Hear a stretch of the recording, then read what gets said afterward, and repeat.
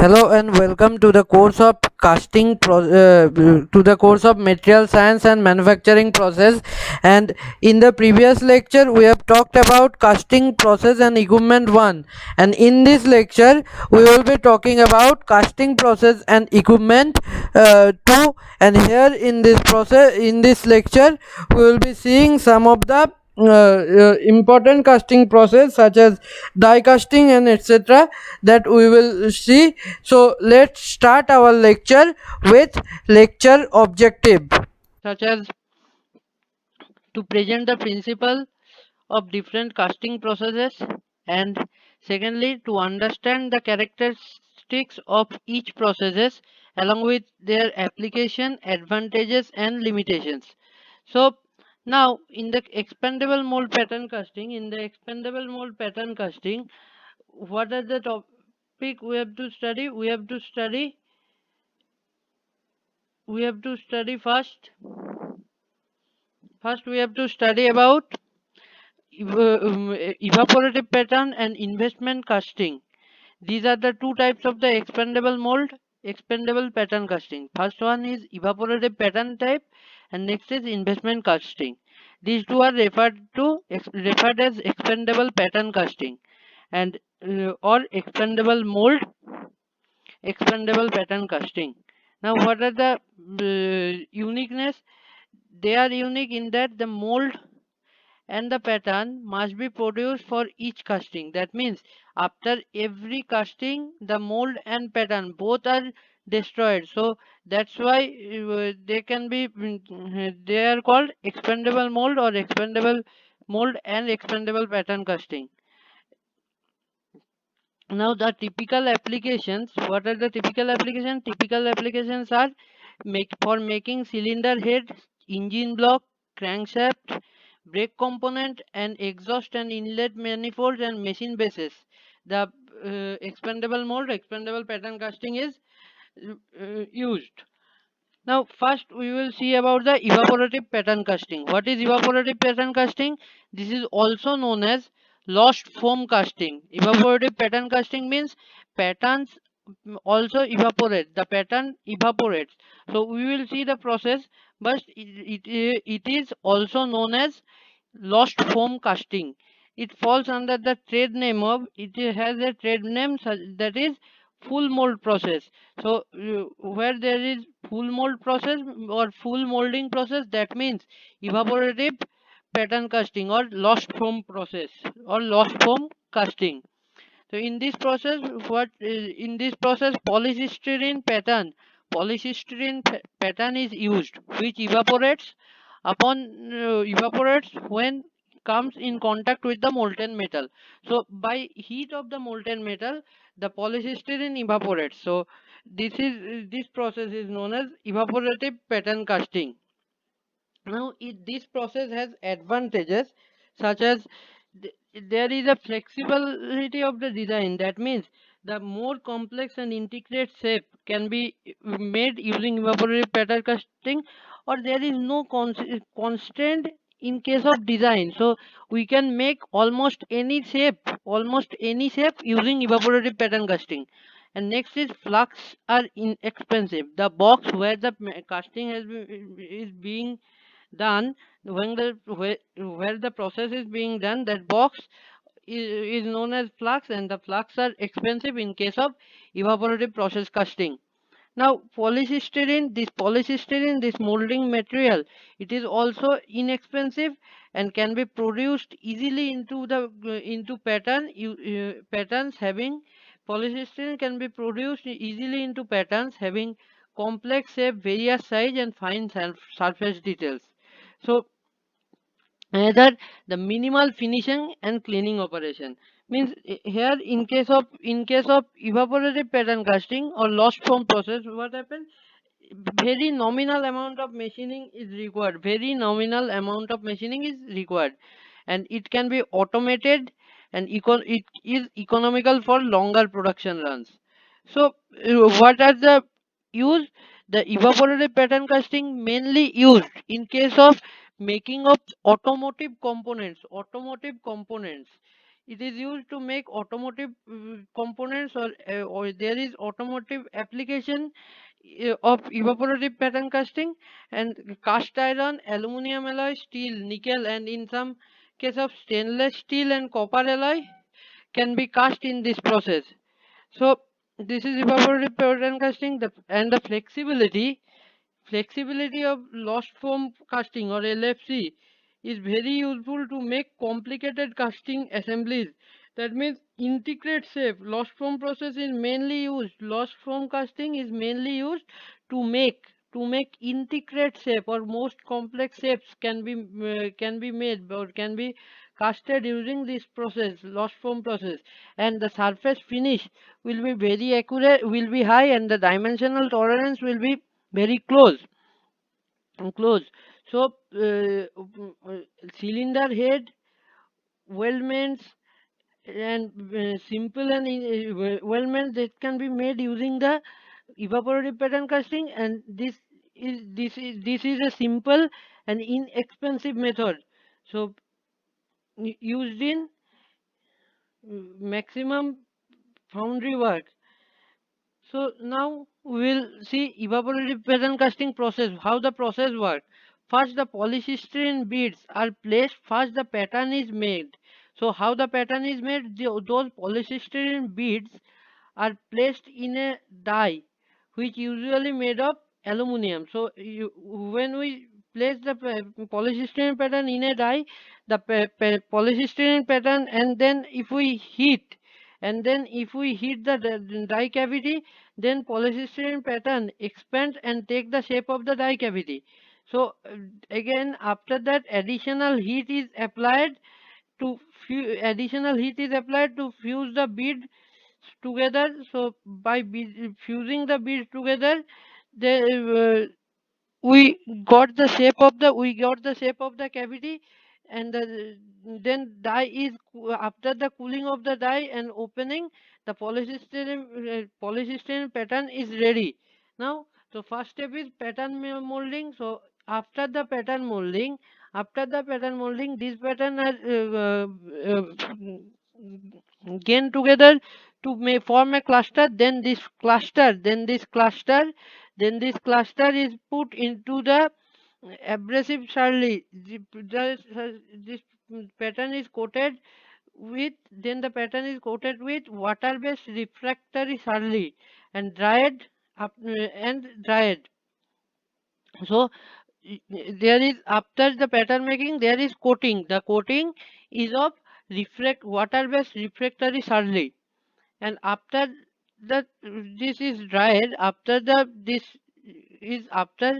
this coating is done, this pattern is placed into the mold box or into the flux, and the pattern is placed into the flux, and surrounding it sand is poured and compacted. Surrounding it sand is poured and compacted. That means the flux is then filled with loose fine sand which surround and support the pattern.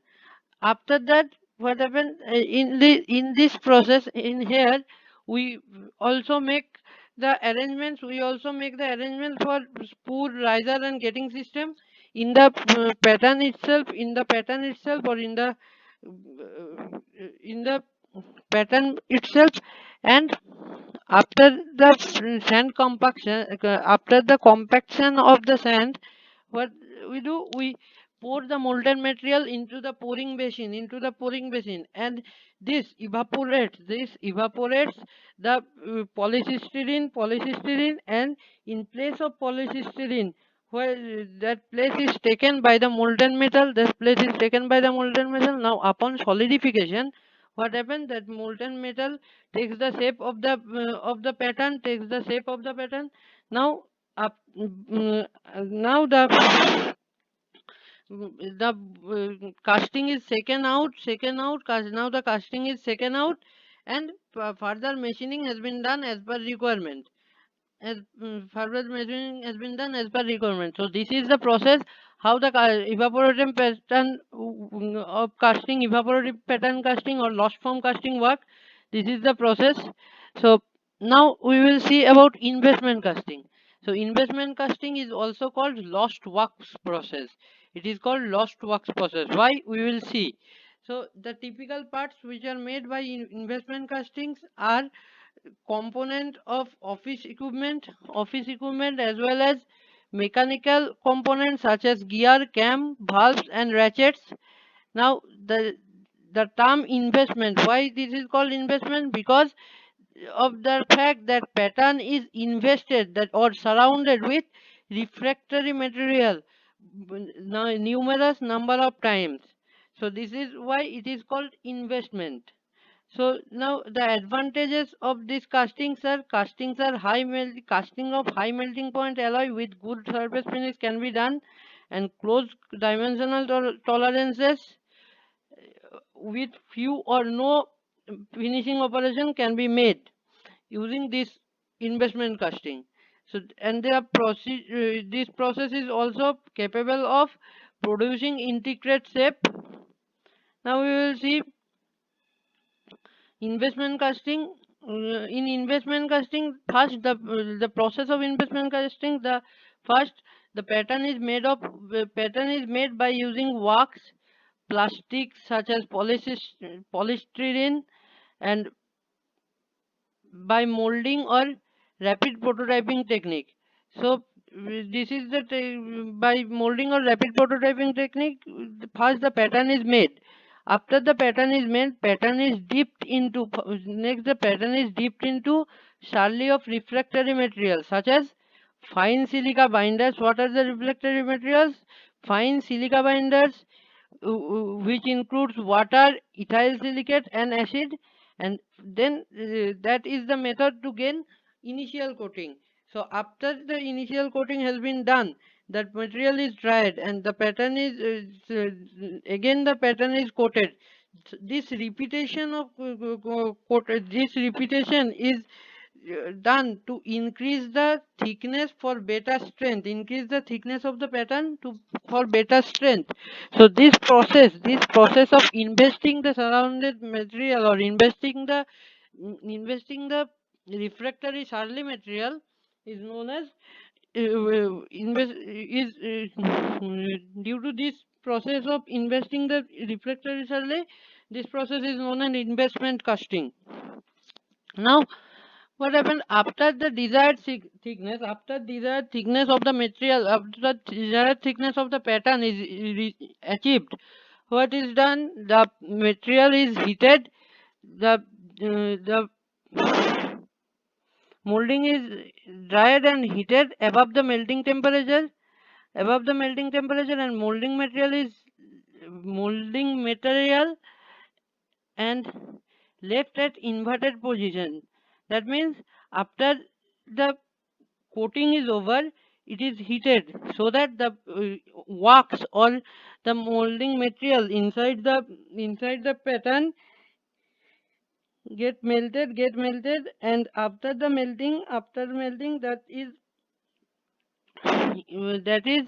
left in inverted position so that the leftover of the molding material should not be there. That means leftover of the molding material is came out due to gravity. So this is the after that the metal has been poured into the pattern and they get solidified. As they get solidified, the mold is break down and casting is removed. So this is the process of investment casting. And when the number of pattern can be joined to make one mold, that is called tree. So this is the process of investment casting. First mold making, that is mold make pattern, injection of wax in or plastic pattern.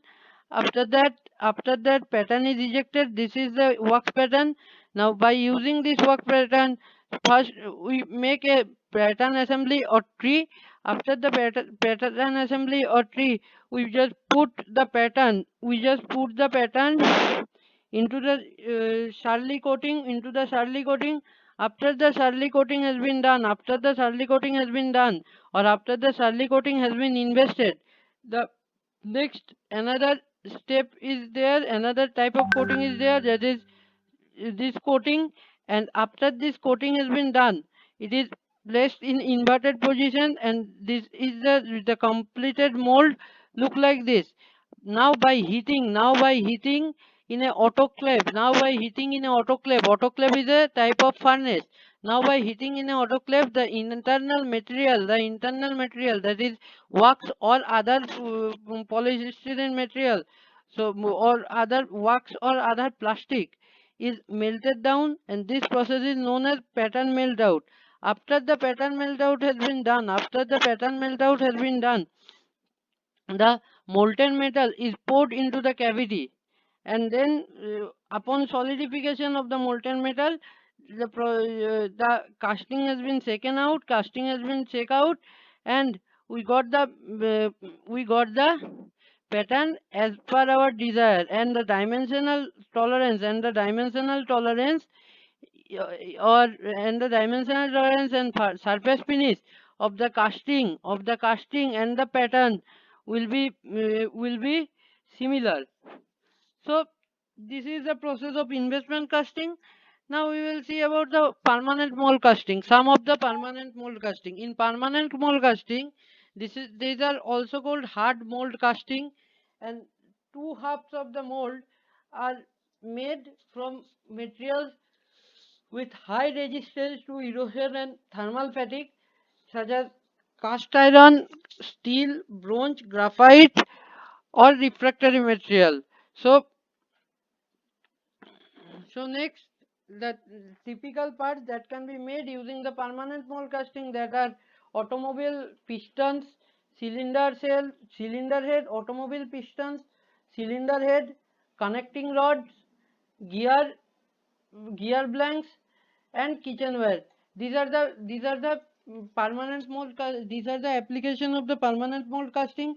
Now mold cavity and the gating system, then the mold cavity and the gating system are machined into the mold, thus it become the integral part of it. So for permanent mold casting, remember that mold cavity and gating system are machined together along with the mold, so it becomes the integral part of the mold.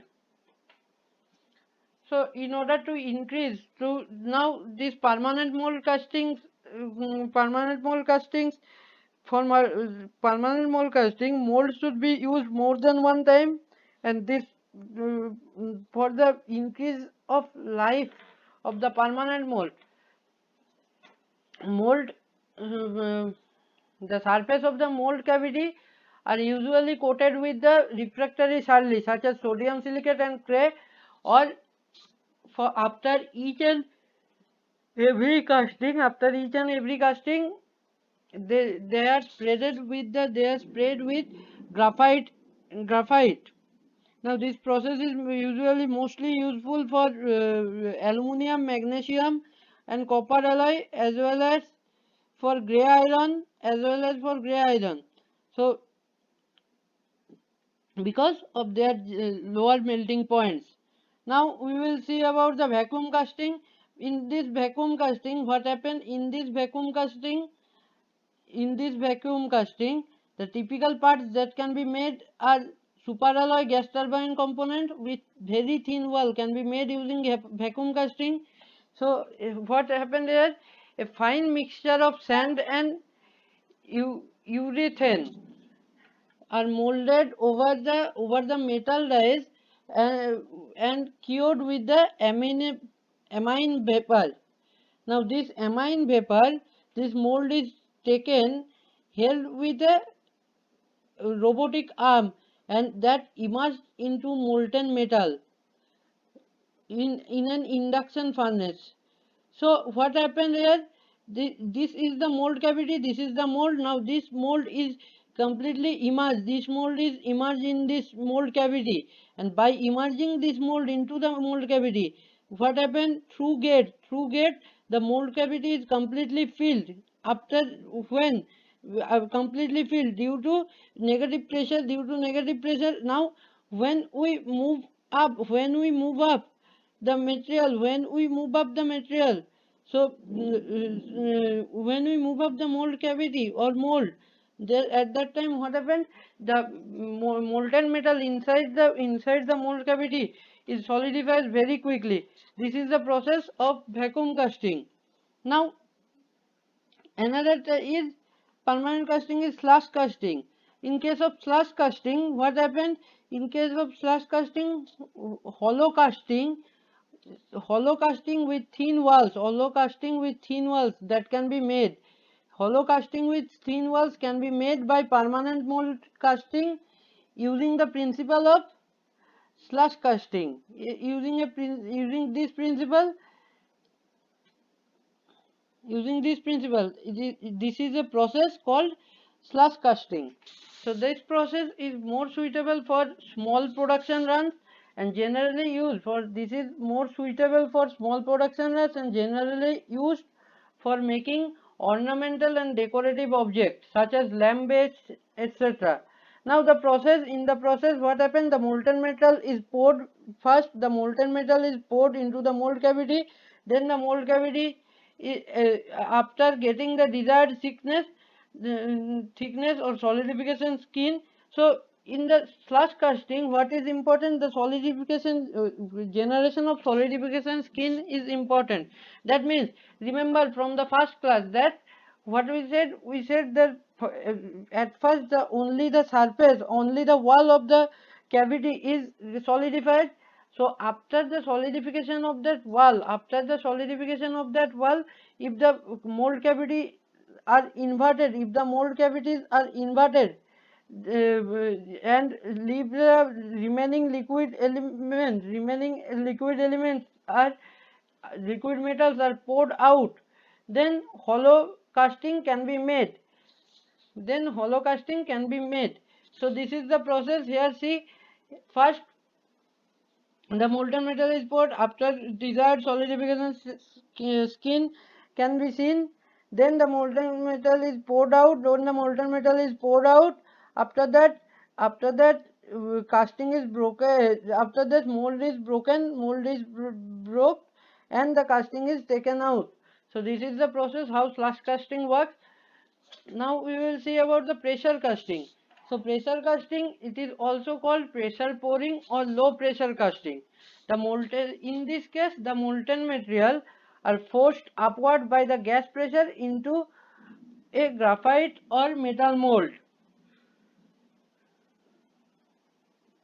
The pressure is maintained. Maintained until the metal solidifies completely in the mold, and the molten metal is also maybe forced upward by vacuum, which is also removes the dissolved gases and produces a casting with lower porosity. So pressure casting is generally used for high quality casting such as steel, railroad car wheels, etc. So this is the process of pressure casting. Here the pressure is low pressure is given. So due to this low pressure material, the molten material will move through this duct to the mold cavity. To the mold cavity. So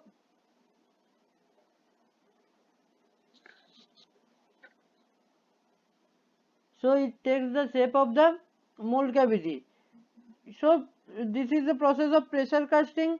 Now we will say about die casting. Die casting is also called pressure die casting. Die casting is also called pressure die casting. Typical parts that can be made using die casting are uh, um, are housing,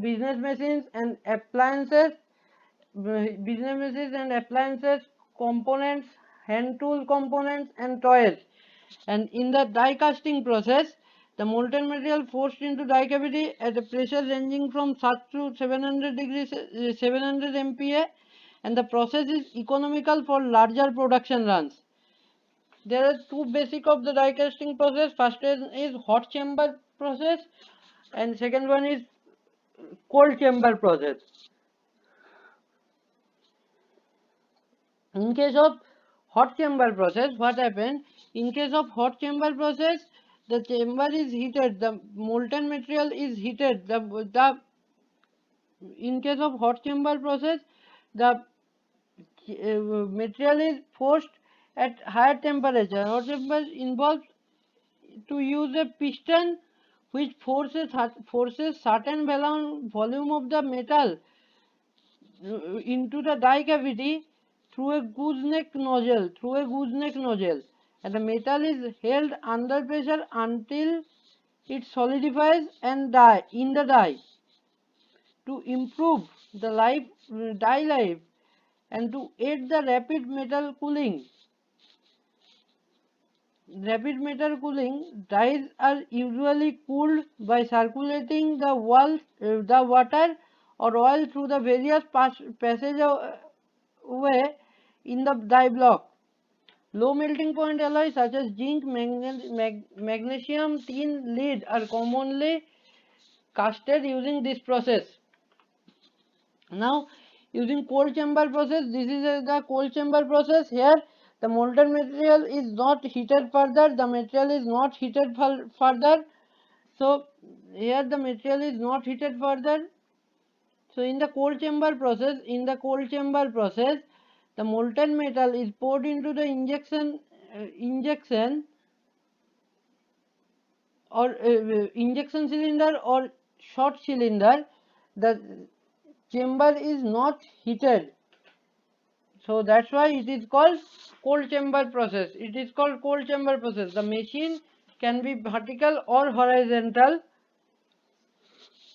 and high melting points alloys such as aluminum, magnesium, are normally copper are normally cast using this method, although the other materials such as ferrous metals also be cast using die casting or cold chamber process. So this is the casting process and equipment. That our leftover processes such as centrifugal casting and others we will see in the next lecture. So thank you for today. If you have any problem, please feel free to contact with me.